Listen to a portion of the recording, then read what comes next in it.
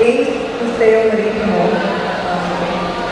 This is, I think, one of the unique features of this museum is that it was based in a school, and it was very heartening to hear all those students sing their operatic songs, and it's really a big surprise to know that they're students of a maritime school. So congratulations to Arlene. Are you going to set up a conservatory of music? No? You have a lot of talent here.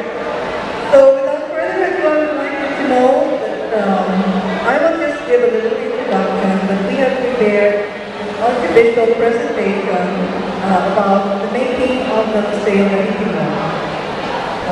We started working on it about a year ago,